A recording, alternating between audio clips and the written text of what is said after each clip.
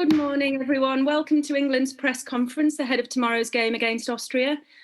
We have broadcasters in the room and others joining us via Zoom. So we'll start with questions from the room first, please, before I ask those on Zoom to raise a digital hand. And I'll start with Keith Downey for Sky Sports News. Hi, ladies. Welcome to the northeast of England.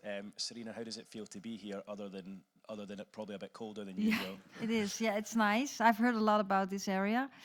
Has been a big area in women's football, so a great history. So it's really nice to be here, and it's a very nice stadium. Yeah, a number of the squad and certainly some of the past players as well hail from here in the northeast, particularly Sunderland. So I suppose nice for them to be back and for you to be part of it. Yeah, absolutely. They're really enjoying it, and they're really looking forward to play here tomorrow. So how does it feel to sort of travel around the country and I suppose expose the women's game to people from other parts of the country from where you usually play?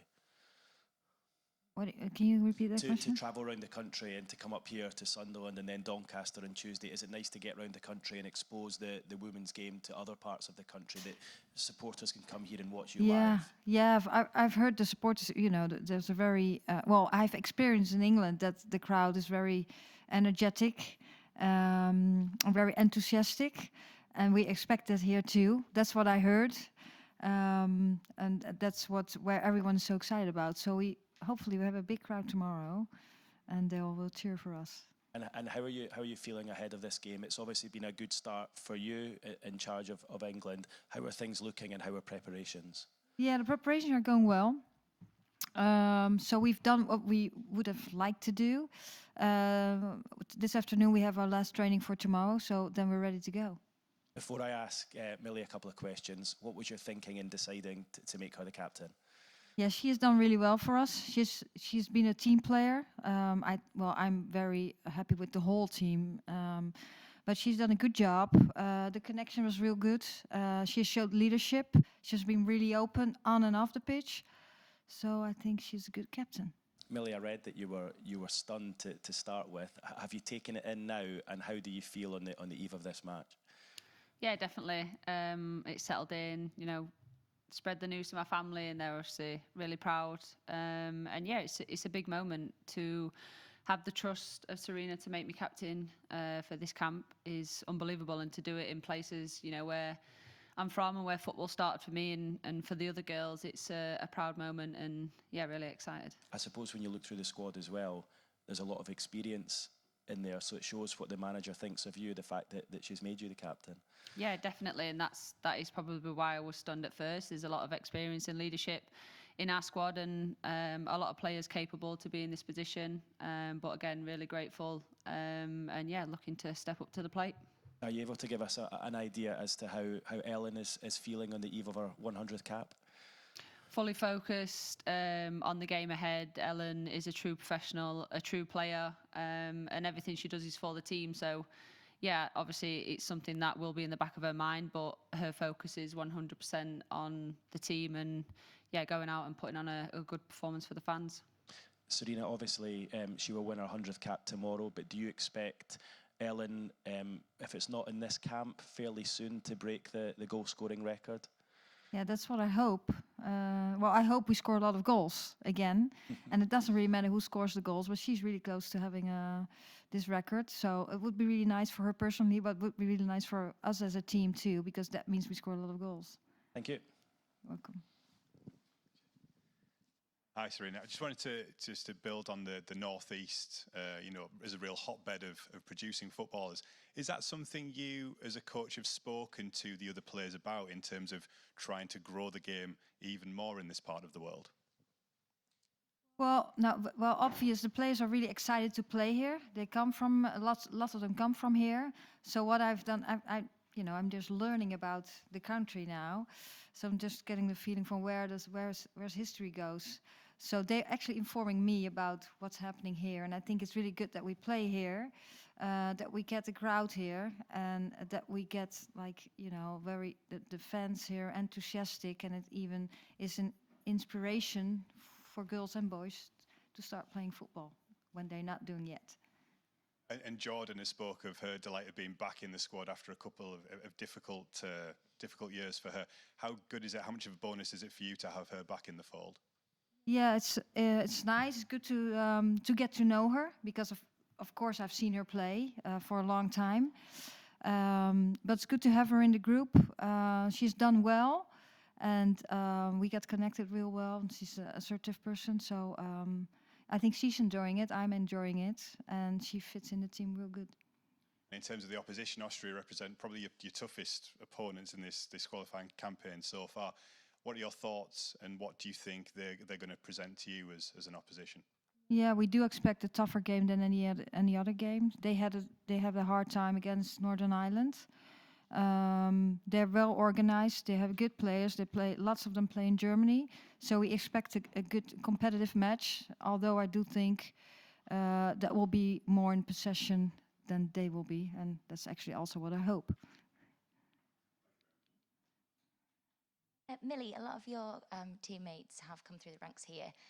Does it in some sense then feel a bit like a homecoming to have one of the games here? Yeah, definitely. The players that, some of them were born and raised here and a lot played for Sunderland. So for them, it is a special moment where they started their careers to then come and represent your country and play in such an amazing stadium, hopefully in front of our amazing fans.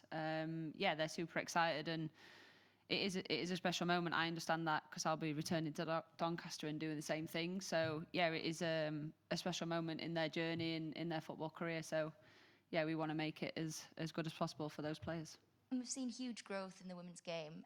Do you think it's part of that comes from the fact we have these qualifying matches all around the country to sort of get public interest in it and get people, particularly if you've got local players, people out to support their own?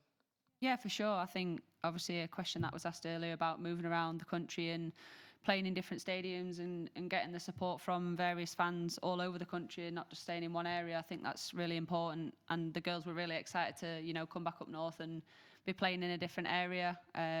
Obviously, it's not always easy for people to come all the way down to London and play in the games down there. So yeah, to be able to come up here and have the fan supporters is something that we want to continue doing. And yeah, just growing the fan base in the women's game is always on our cards.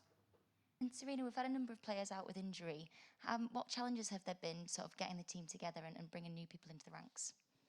Yeah, we had some of the players I haven't had in the squad yet. So and I've seen them playing for England. So I know they're good players. But we have lots of depth in our team, in our squad. And now, if you see at the level of the training we had this week, although now we also miss Leah, we've done well. And I think we have a very good team. So it's good to have competition in your team and have depth in the squad. And having some local players in the team for tomorrow, how much of a difference does that make in terms of having the fan support really behind you? Yeah, I've experienced in all the games we played in England. Well, that's not that much yet, but we got support. So I expect that here too. And what I've heard that it's might be even more loud than more south. Well, I'm just going to experience it, and I know the players that come from here are really excited, and that makes us all very excited. Thanks very much. Good luck. Hello, Senta Wintner from the Austrian newspaper. To Sarina, England and Austria will meet next summer in the Euro opening again. How much of a test is this for you today already? Well, it's a test for us both, I think. We just play now, and we're just actually only focusing on the game tomorrow and getting a good performance and a win for tomorrow, and then after we'll see. Is it in any way comparable? I mean, in the Old Trafford, that there will be like 75,000 people expected? Yeah, it is comparable because I think that you play the same team. The big difference is that then the Euro starts when it's the opening game. It's a sold out in a sold out stadium. So that will be a very exciting moment too. But what we actually are doing now is just focusing on tomorrow. Okay, and in your point of view, I mean, Austria was the big surprise in 2017 in the Euro. How has their game evolved since then? Yeah, well, I think they have a pretty experienced team. Players, they have been with the team for a longer time. They've been growing. They have a very clear style of play. It's good or well organized. So I expect a tougher game than any other game we've played so far. Okay, thank you very much. Are there any more questions from the room before we move on to those joining via Zoom, please? No, all good. If you could raise a digital hand if you're joining via Zoom, and I'll start with Tom Gary from The Telegraph. Thanks very much, Wendy. I just had one question for you, Sarina, if that's okay, please. I wanted to ask you about the weather forecast, which is looking very, very windy. Just wondered if that's going to impact on the kind of style of play or the way you'll think about the way the team used the ball in the match. Yeah, of course, we have our style of play, but as always, you have to adapt to the circumstances, and we'll see. Now it's really nice. Tomorrow will be more windy and probably more rain. We just have to adapt to that. That's the same for Austria, of course. Okay, good luck. Thanks very much. Thank you. Thank you, Tom. Katie Shanahan for ITV. Hi, Sarina. Good to see you ahead of tomorrow. Ellen White is set to make her 100th cap. It's a game she'll remember forever. What advice will you be giving to her beforehand? Have fun. Enjoy it and yes. Memories away. Yeah, well, we are like she is herself. We want to have a good performance, and she's just only focusing on the game, and it's going to be a special one. And she's now focusing on just the training that's coming up, and then for the game, and hopefully she'll get a great performance for herself and for us as a team. And then we're all having fun, and then she will have an amazing how do you say it, journey. She has had an amazing journey already, and when you play 100 caps, that's so impressive. It could also be a special game for Jordan Nobbs, first England call-up since you arrived. How likely is she to feature tomorrow? Well, let's see. We don't know yet. Let's see how the game goes. Thanks, Sarina. And finally, just one for Millie, if I may. What was the reaction like from your family when you told them that you'd be captain? I remember in the last press conference, you were about to FaceTime them to tell them the news. Yeah, obviously they're delighted. They're my biggest fans and my supporters. They have been on this journey from the beginning, and they will be till the end. But yeah, I think they know all the hard work that goes in behind closed doors, and yeah, I think it's exciting again going back to Doncaster. And I remember the days when I used to play there, and they always were in the crowd. So for them to be coming back again and me leading the team out is a huge moment. And again, they're just very grateful and proud of me. So they're going to be there tomorrow? Yeah, they come to literally every game. I think you'd have to force them not to come. Wonderful. Thanks, Millie. Thanks, Sarina. And see you both tomorrow. Thank you. Thanks, Katie. Amy Ruskay for goal.com, please. Hi, Sarina. You were asked a little bit about Leah's injury in the press conference when the camp was starting. I just wondered, with her missing, she's been playing midfield. Are there some new things that you might want to try in that position with some different players in these next two games, do you think? Well, we have been focusing on tomorrow only. And yes, obviously, we have to do something different because she's not playing. So we had the solution, and you'll see tomorrow. And then after tomorrow, from there we'll go. But our fully focus is on tomorrow. And Millie, you've got the task of marking Nicole Beeler tomorrow, their star striker. The Arsenal players have played against her this season. Do you kind of relish those individual battles, and do you kind of tap up the Arsenal players in the team for a couple of tips, or do you focus on the video yourself and things like that? Yeah, I think it's just doing your own analysis. Obviously, as a team, we do the analysis, and we're aware of what we're coming up against, and the individual threats that may be posed on us. But yeah, I think as a defender, you always want to be challenged. You don't want an easy game. You want to be tested in all areas. And yeah, I think that's something that you thrive off as a defender. I certainly do. So yeah, I'm looking forward to the battle. Cool. Thanks, guys. Good luck. Thank you. Thanks, Amy. Grace Daly, please, for Spark FM. Hiya. Are you able to hear me? Yes, Yeah. sure. Awesome. So I just wanted to ask you a question, Sarina, if that was okay. So obviously, you've got quite a young squad with an average age of around 25, and quite a few players that don't have that many caps at the moment, with the likes of like Sandy McIver with 1, and then Hannah Hampton with 0, and Katie Zeelam with also 0 caps at the moment. How likely are you trying to use their like fresh influence on the game, and how likely do you think they're going to feature in the upcoming games? Yeah, well, it's first all about the performance, and we have, I think we have a pretty balanced squad. As we told, we also have some injuries, and it's all about performing well. And experience helps, but I think when you're the best in the pitch, in your position, and then you should play. So that's how I approach it, and we have to win games. We want to play well. We want to score a lot of goals and concede none.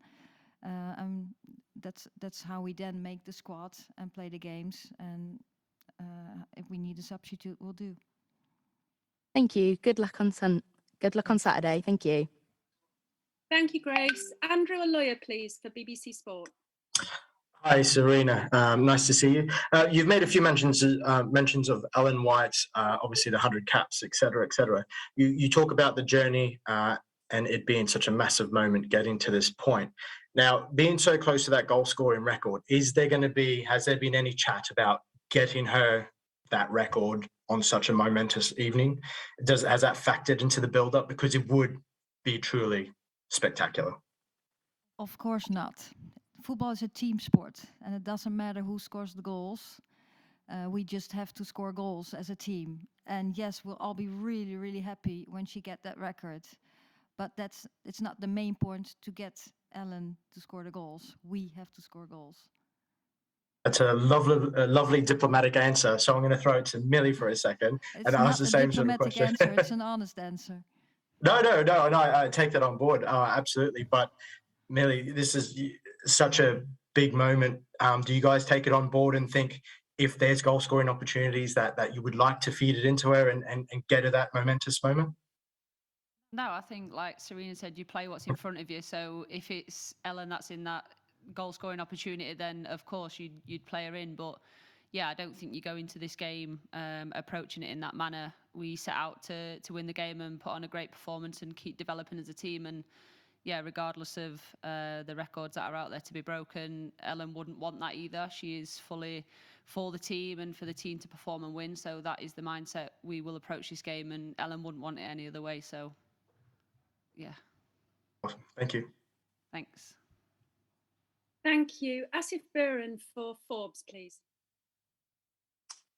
Hi to you both. Just one question for Millie. You captained England once before in April. I think both Steph and Leah talked about the responsibility affecting their performances on the pitch. So what did you learn from that game against Canada about how to deal with everything that goes around with being England captain? Sorry, it broke up a little bit then. Yes, sorry, Asif, your line's very bad. So I shall go instead to Phil Casey for the Press Association, please. Thank you. Yeah, I just wanted to ask Sarina, when your team has won the last 4 matches by an aggregate of 32-0, what do you say to them to ensure there'll be no drop-off in performance tomorrow? Just trying to improve our style of play again. Make sure we're all prepared for Austria, know how they play, what we want to do, how we get our game to the next level, and focus on that. And hopefully that brings us another win and some goals.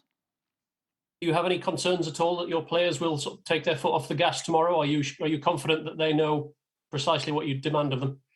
I'm totally convinced we will not drop. Excellent, thank you. As a Sunderland fan, I look forward to seeing some actual good football for once at the Stadium of Light. Thank you. Thanks. Thank you. Daniel Jarobsek, please. Hey, Sarina, this is Daniel, Austrian newspaper. Austria made its debut at the Euros 2017. They qualified for the Euros 2022 in England. So they're improving. What do you think? How far is Austria away from the top nations in women's football? That question's for me, right?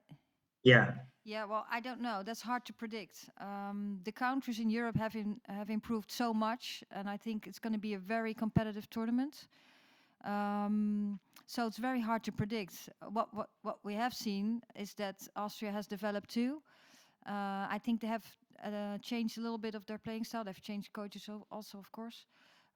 So I actually don't know, but I do see improvements all over Europe of so many countries. So it's going to be, when we're talking about the Euros now, a competitive and very interesting tournament. Thank you very much, Daniel. Are there any final questions, please, until we wrap up this press conference? Apologies, Asif, your line is very poor, I'm afraid, so I shan't be going back to you. Thank you ever so much for joining us, and see many of you tomorrow. Thank you. Thank you.